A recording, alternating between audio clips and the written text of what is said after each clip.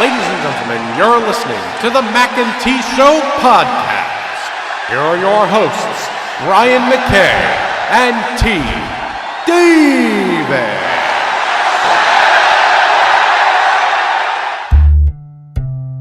This is the Mackay T Show. This is the Mackay T Show. We talk movies and TV shows, sports and world news, coasting like on a world cruise. Hosted by Brian Mackay and T Davis. Yeah, you can't tame us. We're going to the top, we're becoming famous. What time is it? It's time for the Mackay T Show. What time is it? I said it's time for the Mackay T Show.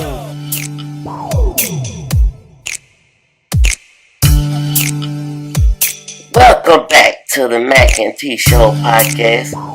T, would you like to share for a few minutes, maybe a story or two of your time getting to a very special place in our country?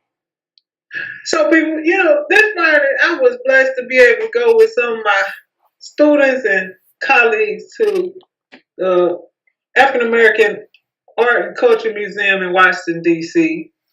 It's a very, very, very nice place. If you like to go visit, please do so because, well, one is free, but however, you do have to get tickets well in advance. So I feel like I saw something that you had to get tickets right now for June, and so next month will probably be for July and so forth. Anyway, very, very well done.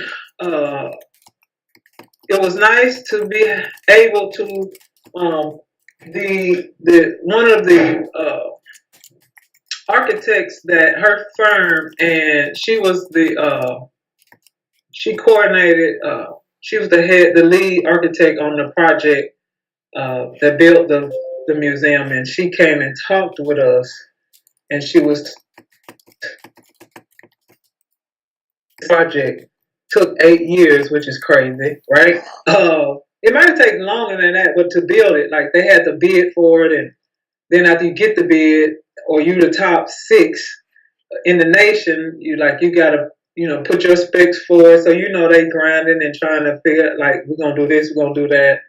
And she talked about how all that went down and how they had dug down however many feet deep, and then the people that were putting all the inside part, like they just built the building, like then there's somebody else that's like the design of how it's going to flow. They're like, oh, we need y'all to dig down deeper. So it was a lot that went into the building, and she talked about a porch, which is important in African American history. Not so much now because we don't go outside as much and we don't have big homes with yards, but a lot of people spend a lot of time on porches back in the day. And so she talked about how important that was to the project. And this is the last piece of, they won't build anything else around the monuments or anything. From her understanding, from what she was saying, this is the last thing that'll be built in that area. And so it was a lovely piece. The space is very nice. If you do go, make sure you eat before you go in there, unless you go ahead and save up your money. Because people that did eat in there, they spent like $30 for a plate, and I was just like, yeah, I'm not gonna be able to do that. But however, I'm gonna enjoy the rest of the plate. I don't know. This place has been rated as one of the top restaurants in the country. So, I mean, if you all in the food and you're a foodie, you might be like, oh yeah, I'm gonna enjoy that part. But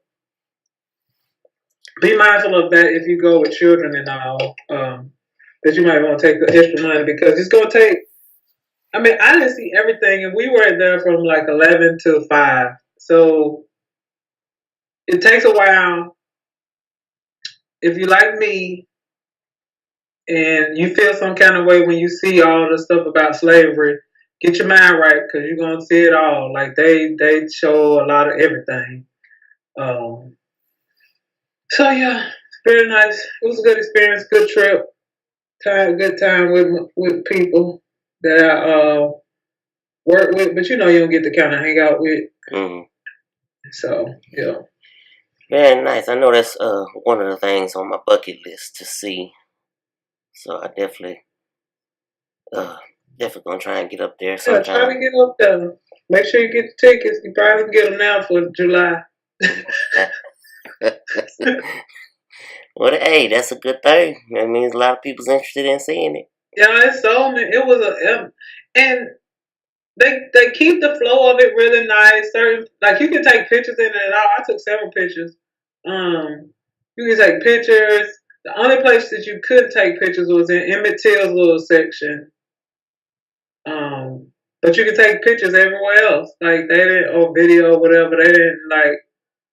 They weren't trying to just keep like the memories to themselves. Like so, you could have you have a camera or your phone or whatever. So that was cool. Nice. Well, so let's see. I'm kind of, I'm good at transitions usually, but I don't really know how to transition from National African American History and Culture. Speaking of African American history and culture, the NBA. I cannot. Wait. And not just that, I'm gonna talk about a white player. Excuse me. That's hilarious. Anyway, moving on. Okay, get serious. Real good in. Excuse me. All right, Kevin Love. Last week, or might have been a week before last, I was at the Southland Conference basketball tournament, so my whole week runs together. Everything's running together on me. So, some point in the last 2 weeks, Kevin Love wrote an article for the Players Tribune, and he spoke about his dealings with mental health issues. He apparently, in early November, went through a panic attack during a game against the Atlanta Hawks. He talked about, basically it having very little to do with basketball and more or less things that he was dealing with off the court, just kind of all coming together in a moment, and he didn't know what was going on. He had kind of just lost consciousness for a minute, winds up in the locker room, and then all of a sudden he's being whisked off to the Cleveland Clinic for tests, and now he talks about how he's going through therapy sessions with a therapist, and just the way he has dealt with that. At first he kind of was hesitant to do anything because he was always taught as being a man, you're supposed to be tough, you're supposed to not show your weaknesses and being vulnerable and things like that, because that's the way he's always been taught. So he was very reluctant to let anybody in and let anybody know anything about this. Now he's realizing that the more you share, the more, people are gonna, be able to relate to your issue, and maybe you can help someone else who's struggling and things like, just trying to get through issues of this matter. I know you have probably some information that you could share on this subject, and I hate to just do this because people tell me all the time outside of this podcast that most times it sounds like you're just giving T an interview, but if for all our listeners, T actually has a background in this. It's kind of somewhat related to the field of her study and kind of what she does now. So, do you have anything you could share on the mental health issues? So this is what I'll say. When we use a lot of times when we use the word mental health, I don't think we use it accurately, and that's partly because of television and the news or whatnot. And I say it in the same framework as diet. So people are like, oh, you on a diet? We all on a diet. Have you? No, we all on some kind of diet. Right. And so, but we use the word diet like it's always in related to losing weight. But diet is not about losing weight. Like I'm on a diet and I'm not trying to lose weight. Diet is like the regimen of food that I eat. But people use diet wrong. Mental health. Like we are all striving for mental health, but there's a continuum of health where you are mentally healthy and in a good place, and then all the way to where you are mentally ill and maybe in not so great space. So, and there's a continuum in between. So when we use mental health, like we all should be striving to be mentally healthy. Like And you may be in and out of, like, you in a good space sometimes, and you might go through a spell where you're not in such a good space mentally sometimes, and you have your coping mechanisms or whatever that helps you keep you, let's say, what's the word, in a homeostatic place, in homeostasis. Right. So, yeah, mental health, we use it so loosely, and especially when we start to hear about shootings and all, we want to throw mental health word around. And I mean, what we do need is more mental health facilities, because we know that a large number of people that are incarcerated because they are dealing with some kind of mental health issue, and they have used drugs or some alcohol, which is a drug. They're using it as a coping mechanism because, like with this situation with Kevin Love, he's in a space where he actually has money and can go get, if he actually decides to go get help. A lot of people there's not a lot of mental health facilities, and then there's still a stigma about, I need a mental day, a mental break, and people be like, "Oh, you crazy?" Well, that's not helping people want to come out and say, "Oh, I'm dealing with depression, oh, I'm dealing with post-traumatic stress, oh, I'm having panic attacks." So we got a lot of work to do around this field. One thing, besides talking about, and this is just related because of the Parkland situation, but we want to keep saying, "Oh, mental health checks, mental health checks." Well, one, we don't have enough facilities for people to actually be diagnosed and be helped with anything. So it don't even matter for the number of people that would actually have been diagnosed with something. They're probably not interested in guns, and like just doing a mental health background check ain't gonna help with the number of people that have weapons. Right. But yeah, mental health is, we push our people to be healthy on all the planes, and mental health, financial health, physical health, environmental health, spiritual health, social health. Like, so there's so many things and pieces that we encourage people to be healthy in. For the holistic person, and not just, being in good health physically, and that will be your diet and exercise. And that's usually the things we hear about. And usually when we hear mental health, it's because somebody has started shooting somebody, and now we want to talk about it. But then it'll fade to black, and we won't hear about it again until something else jump off, and we're like, "Oh, mental health is the reason that happened." Unfortunately, but I'm happy that Kevin Love is coming out, because it's more guys than him dealing with this. And it may not be a panic attack that they're dealing with. They're dealing with some kind of issues from their past, from their childhood, or whatever. It could be, if we look at, say, Lamar Odom. He had that death of that baby that I don't think he ever dealt with, which he started doing. And this is totally me speculating, but I suspect that his drug use was him trying to cope with whatever he was dealing with mentally, with the loss of that child, that he could never get over that hump. And I don't think we ever heard of him saying, "Oh, he went to talk to a therapist so they could talk with him and get through it." And so it's more than love dealing with these kind of things. But the more people come out and talk about it, is helpful. And the more we start telling our little boys to man up, will be helpful too, because I don't really know what man up means. But yeah, I've never understood that whole mindset, because it just, I don't know. Maybe it's because I've been around women's sports all my life, and I can relate, to females in that way. Just being around all that, just the whole man up thing, be a man deal. It shouldn't be that way, because you're encouraging unhealthy, coping with your emotions. Correct. And so it's starting to get like that with women. You hear now women, you hear people, "Put your big girl panties on." Yes. Which is a similar statement as to man up.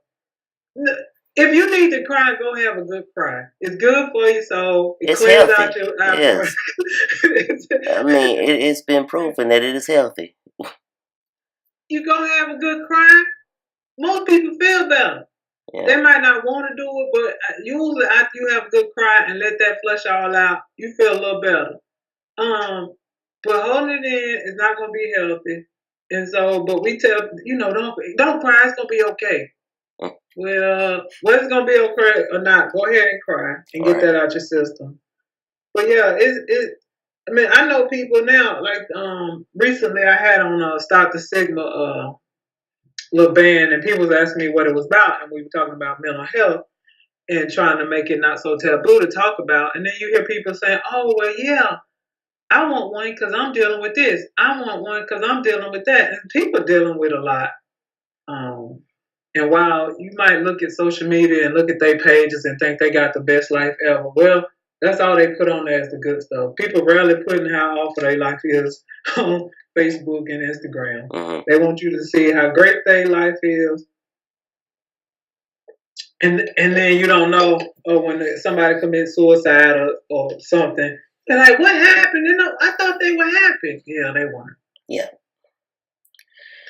So I just want to say one more thing that's related to this and to the African American Art Museum, since we had a tough transition.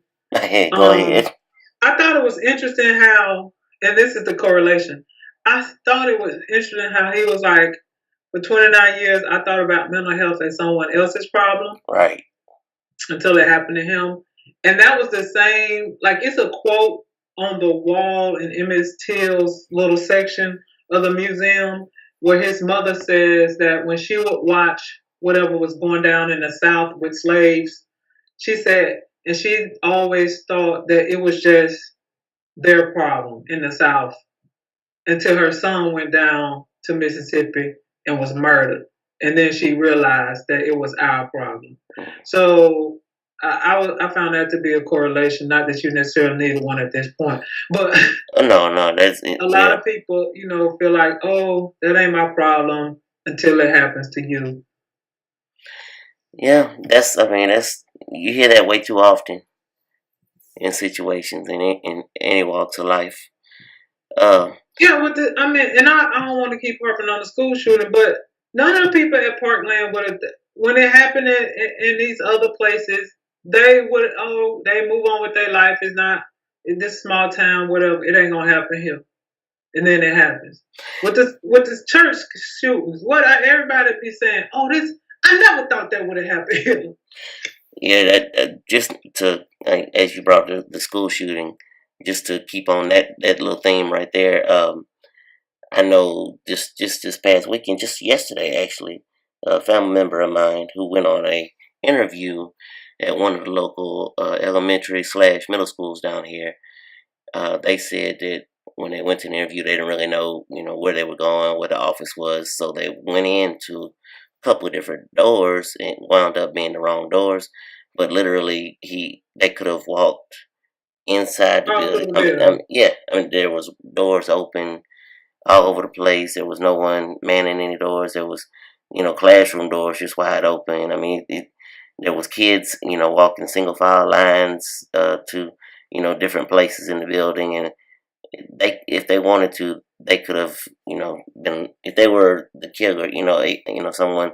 If they had malicious intent, they could have did whatever. They could have done some real damage, and that just goes along with what you said. Is you never know. You never think, okay, that doesn't affect me. What happened at Parkland doesn't affect me until it does. That could have been a situation where, could have been really disastrous.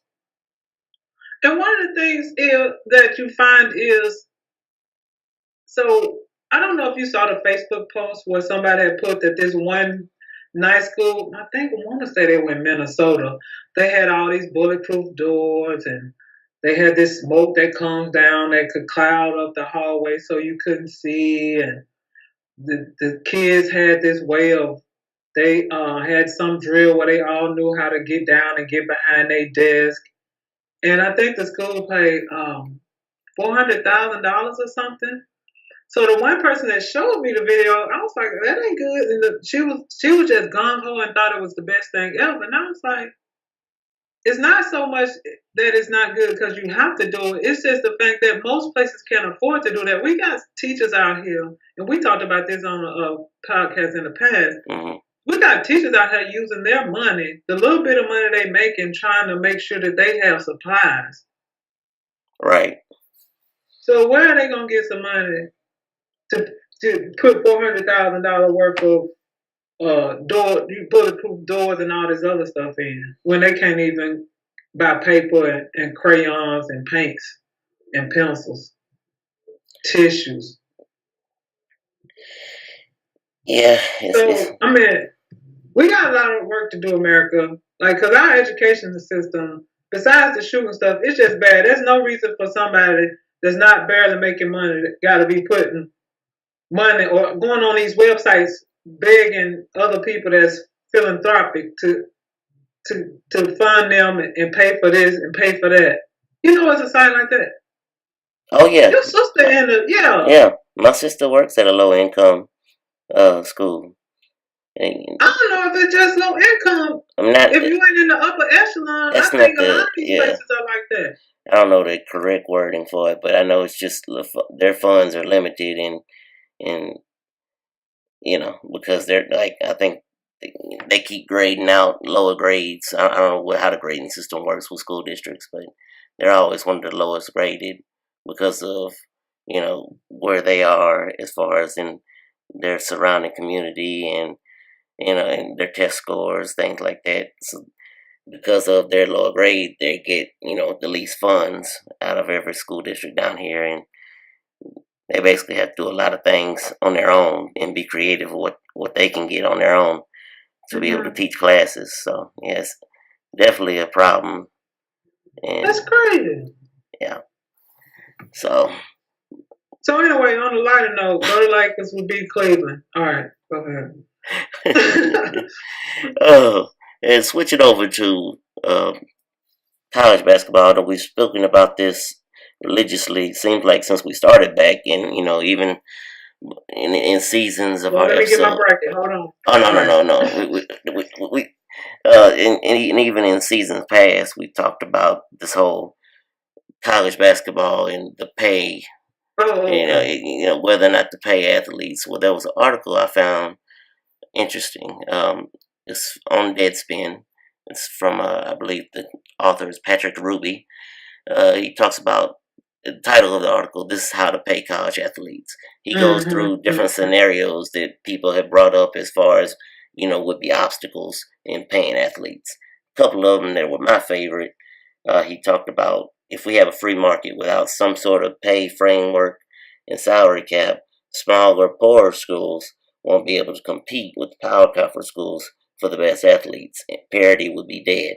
And his explanation for, dealing with that is they don't compete now. Kentucky and Duke compete with each other for the top tier high school basketball talent, and the Ball States and Davidsons of the world compete for the lower rated players. Introducing competitive bidding, and those obstacles still stay mostly the same. You got the well-funded blue bloods will be bidding against peers from McDonald's All-Americans. Mid-majors will be bidding against people like Steph Curry and the like. 3 and 4 star players. And let's see another one. He talked about Title IX and the way it could affect things. And he basically said, if you go to a situation where you're basically paying, and kids are going to have to start doing their own taxes on the money they get, that's going to be, government-wise, it's going to be, the same for women and men. And unfortunately, women and men now don't get paid, the same as far as, in business world. There's always this stigma that men get paid more than the women that, before they even walk through the door, and that would be the same here, sadly. And the third one I wanted to talk about, let's see. No, that's not it. One time. Oh, this one he says, the argument where you can't pay the starting quarterback more than the third string tackle. It would destroy team chemistry. You look at the NFL, for example. The highest paid players are the quarterback. The best quarterbacks. And nobody out there crying talking about, well, I ain't finna block for him because he making way more guaranteed money than I got. Right. And there's going to be people complaining that they don't get paid, but that don't stop them from playing. That don't stop them from doing their job. Just like it wouldn't in the NCAA. And if they need to, they can get a players association. Right. They got the SAC or whatever you call it, student something committee. They'll just have to make that a players association. I just thought this article was really interesting. I thought he had a lot of good points, and because people are always gonna have these. Well, what if this happens? What if that happens? And like the one where could players be fined, cut, or traded? And you don't see that being necessarily an issue because let's see what he say. Players trade salary or benefits for a 4-year guaranteed or no cut clause. Others may bargain. It's doubtful either athletes or schools who want trade provisions, although he was basing that mostly on how infrequently students and professors get traded. Well, I'll say this. I like that part because, well, it'd be too much movement, but I don't think as many people will move as we might think. Right. I just feel like, so the coach you like gets fired or leaves. So now you should be able to leave because while I love the University of Florida, I might have come to the University of Florida because I thought that Dan Mullins was going to run an offense that I like and that I fit in. But now Dan Mullins, and of course Dan Mullins just got here, but Dan Mullins decided to leave. Well, let's say Mississippi State. So I came there for a reason, but then Dan Mullins leaves and go to Florida. Now I'm here. I don't know who this next coach is. He might want to run and gun, or he might want to ground and pound.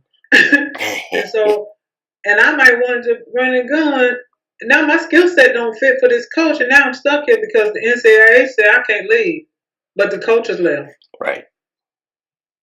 And it ain't that they just go because they like the coach, and that's part of it, but they like the style of play. And so now I just get what I get. And if the coach happen to have a style of play that fits my skill set, good. If not, you just gonna have to figure it out. Yeah, and like I say, every single time we finish topic like this, we're gonna continue to talk about this as the weeks go by. But it's just this article lays out a lot of information that I think I swear I thought he was listening to us last week. Because you remember I was talking about this when I was saying... When I read it, I said, we just talked about this. Stuff that I was saying. And that the guy from the other First Thing First was saying. I was like, yeah, this works perfectly. Yeah. All right, let's get it done. Yeah, it definitely does.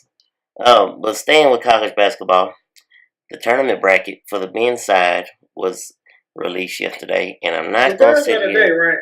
Girls are tonight, yes. Okay. I did not watch the bracket reveal. I was on my way back from Texas, so did not get to see it live. A lot of people complained because, it was on, I think, TBS or TNT this year, and they did things a little differently. They first announced every automatic bid alphabetically, and... What? And I think people got confused and people were complaining like, okay. No, we used to send the first four in the top 1 seeds. Right. I need them not to be straying away too far from the fold now. Go ahead. I'm sorry. No, and people were just sitting there. I think people got more and more frustrated. Because just give me the bracket. Give me one section at a time like you used to do it, and let's not change things. Yeah, I can see where that could be confusing because you're sitting there, you want to see each, give me the South region. Right, you get the top 4. Here you go. Yeah. 1 in the South region, Virginia. And then the second seed, Cincinnati. And then they fill out the whole region before they go to the next one, don't they? Right. Mm-hmm. They do, I think they do like a quadrant at a time. They do each. Yeah. Yeah. Top seed, Villanova. Yeah, they Lord, do they these do the little teams that they're Villanova. gonna get up on is so sad. Go ahead. So here's what I wanted to do today. And I want to continue this each week as the tournament progresses. Obviously our picks will change because that's just the way the tournament works. Time out. Can I say this? Okay. People, I think it's Warren Buffett said that if you can get a perfect bracket, it'll give you $1 million a year every year for the rest of your life. All right, thank you. Go ahead. Yes. And a lot of bracket. I don't know where you go to get in his pool so that he know that you actually did. Please go out and check that out because it's definitely worth it. If you could, hey, you never know. Someday it's gonna happen for somebody. Somebody that don't even watch basketball that would do it. That's what makes me sick about the whole process. Really guessing. But anyway, here's what I want to do today. I want to, you and I go and we pick our Final Four teams early. Oh really? Yeah, early predictions for the Final Four. Then after we give each our Final Four picks, I want to go and teams on the 9 through 16 level, who we think in each southeast, blah blah, each bracket, who do we think has a chance to be to make a run? What 9 through 16 team do we have to make a run in each quadrant? So. So I'll go first so I give you a chance to look at your bracket. Oh Lord, this is so sad. Go ahead. So my Final Four as of today, I filled it out just this morning. Good Lord, you got me beat. Go ahead. I have University of Virginia against UNC in an ACC championship rematch.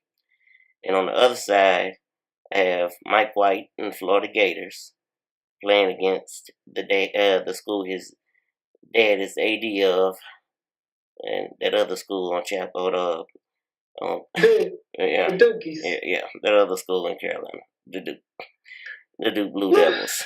Let's see. And okay, go ahead. I'll take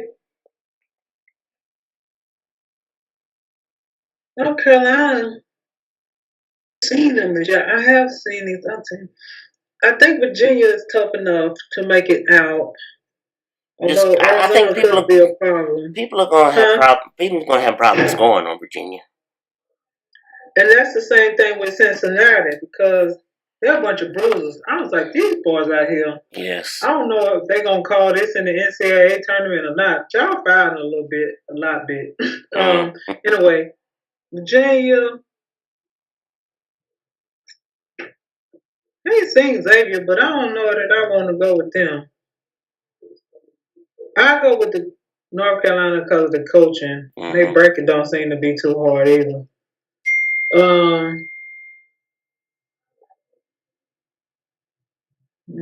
Let's look over here in the East. My spirit would say Florida, but we so not good. I can't believe you said that. I mean, if they can't score, they ain't doing nothing. Listen, I got faith. I got faith. Okay. Well, you go ahead. Villanova, and I'll take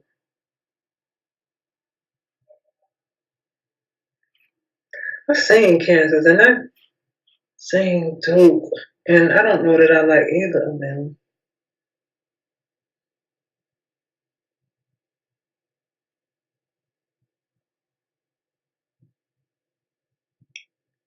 I'm going to take. I don't like them enough to take that. I was about to say Michigan State.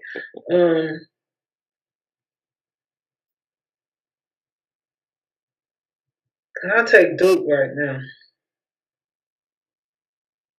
Okay. So really, the only change you have Villanova instead of Florida. Okay. Yeah. Okay. Let's see. My 9 through 16, who I think can make a run in the South region. I'm going to go with Loyola Chicago.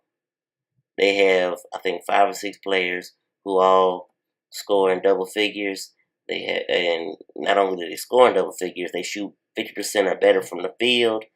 I really like this. I like the coach, Porter. I can't say his last name. Monser, I think is his last name. They really have a chance in that region, just where they're put. I think they have a good chance to upset Miami in the first round. Then Tennessee, they could get them. I think they're going to have a little trouble when they run into probably Cincinnati in the Sweet 16. But, yeah, that's my pick for the South. For the East, I'm going to go with the team I just saw in Southland Conference, Stephen F. Austin. Big physical guards that can light it up. Post players, they play typically like an NBA format with their post players. They got guys that can light it up from outside. And, I think their RPI is like 104, but I know from watching them this week, I mean, they can do some damage if they get the right matchup. Let's see, West, I'm going to go with the Jackrabbits, South Dakota State. Yes. Why do you know they Jackrabbits? Is not why I'm laughing. Go ahead. Well, the reason I know that is because the women. South Dakota State's always, one of those teams that just knocks people out in the women's side. And I think they're going to do the same here. Just like Loyola Chicago, a bunch of different guys who all shoot 50% or better from the field, are really efficient on offense, and can, break your heart on defense. They kind of have like a Virginia mentality when it comes to defense. So that's my West pick. Midwest, I'm gonna roll with College of Charleston. Always, every year is a threat to do some damage, and they have a great matchup all the way through. I mean, Auburn. Well, Auburn better watch out because I heard they was on chill mode when they got in. Not only that, they've lost 2 players to injury, I believe, who just really hurt them, and that gave them fits. I mean, Alabama destroyed them in the second half of their game in the SEC tournament. So College of Charleston has a good chance to be a 4-13 upset. Then they have probably Clemson or New Mexico State after that, which is obviously another game they could do some damage in. And as Kansas been so up and down this year. If they wind up playing Kansas in the I guess that would be the Sweet 16. Yeah, that's why I didn't pick them because they've been all over. So you never know. So Charleston will be my pick in that bracket. I have nothing. Yeah. I've watched so many conference tournament games over the last couple of weeks. I got all these teams. Like, that's what I saw Loyola Chicago. Look, I just happened up on them, and I love a lot of the games I watched the ACC game because of the area of the country I'm in. They have the SEC on CBS, but usually it's somebody I don't want to see. I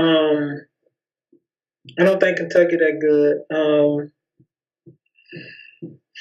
Cincinnati, I did see them, and I know we talk about nine, whatever, but I don't think I've seen enough of these people to even say.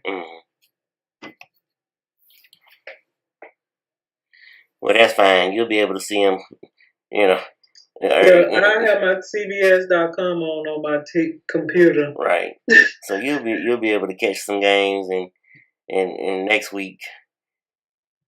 It should be fun because this year, I mean, even like Virginia laws, like it's no clear. These 1 seeds gonna have to be careful. Like Syracuse, like I'm surprised they in this last 4 thing, but Syracuse, when they playing well, that zone give people fits. Yeah, no matter who's running it. Yeah. I ain't seen no UCLA. Have you seen them? I've not seen them this year, but what is UCLA doing? This is bad. Pac-12. Can I say this last 4 thing or this first 4? I don't like it. Can we just go back to 64? Yeah. I don't like this at all. Why are we doing this? Is this for money? What is the point? it's definitely for money. And I mean, honestly, if you're gonna do 68, you might as well do 72 and quit fooling with that last 4 in and last 4 out or whatever. Because, like, I'm gonna say it right now, I understand they got upset in their conference tournament and they their conference is not real high RPI wise, not one of the Power 6, but Kermit Davis in Middle Tennessee should be in the field. And let that's me tell you guys. Looking for. I'm glad you said that because I kept saying it's somebody, and I was like, no, that's Murray State, and I was like, it should be another one. But anyway, go ahead. Listen, guys, there's a picture going around the internet right now of I can't think of the kid's name, but Middle Tennessee. Obviously, everybody gets together and watches the bracket reveal, and there's a kid from Middle Tennessee. The rest of the team has gotten up and left, and he's just sitting there and he's just staring at the screen, and he looks so brokenhearted, and it just makes you feel for the kids so bad. They should be in this tournament. I don't care if they got. Let's see. You said it's a picture. Let me see. There's a picture of a kid. I wish I remember his name. Oh, the images might not work. Come up. I feel so bad for him. Yes. They don't have that. Well, here's the thing.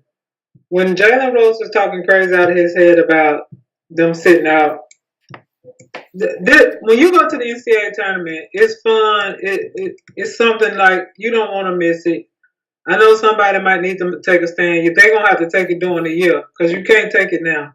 Like, if you get invited to this, it's besides, all of the gear and extra gear and stuff you get, they get all that anyway. Right. It's just fun. It's a fun atmosphere.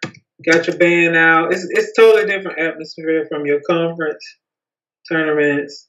So I can't find a picture of the kid. That's so sad. I feel sad for him. Yeah, wait. When you actually do find it, if I find it beforehand, I'll send it to you. But it's so sad. I feel so bad for him. Well, maybe I can go to NIT. Win it all. Yeah, I hope so. And then Kermit be named Ole Miss's next head coach. But that's neither here nor there. They're gonna need somebody, and the women. Yeah, the women as well. Interesting. Well, do you have anything else before we sign off? Apparently, you didn't go see the movie. I did not. I have not. Sorry, Sorry, somebody people. did do their job. Sorry, people. This week, I promise to get it done. I promise to get it done this week. And well, I'll tell y'all this. $1 billion is a ridiculous amount of money for this movie to make. Besides that, have you seen The Hitman Bodyguard? I have, yes. Okay, so when I watched the trailer for that, that's like a 2 years old, whatever it is. Mm-hmm. I was thinking, I don't know what I was thinking, but I wasn't thinking what I saw. It was actually a better movie than the trailer led me to believe. Yeah, the trailer. Did you not think that was supposed to be more comedy than it was? It had some funny pieces, but it seemed like the trailer led you to believe, or it led me to believe, let me say, that it was more comedy than serious. Yeah, because in the trailer they showed every single funny part in the movie. And so I was like, oh, whatever. But then I watched it yesterday. It actually had a point. Saturday, and I was like, this movie could have done better probably if they hadn't have made it like it was going to be a comedy. Right. But anyway, y'all go out and check it out if you haven't seen. Go to Red Box, Blue Box, whatever they got now. Netflix may or may not have it up. Check it out. Two Guns is good too. The stuff I just now got around to watching. And I promise people, and I promise T, I will get and I will see Black Panther this week. And yeah, and we'll talk about it, discuss it next week's show. Oh, here. So as always, I'm one of your co-hosts, Brian McKay, and I am with T. March Madness is here, Davis. And this has been the Mac and T Show podcast. Thank you for listening. This is the Mac and T Show. This is the Mac and T Show. We talk movies and TV shows, sports and world news, coasting like on a world cruise. Hosted by Brian Mackay and T Davis. Yeah. You can't tame us. We're going to the top, we're becoming famous. What time is it? It's time for the Mac and T Show. What time is it? I said it's time for the Mac and T Show.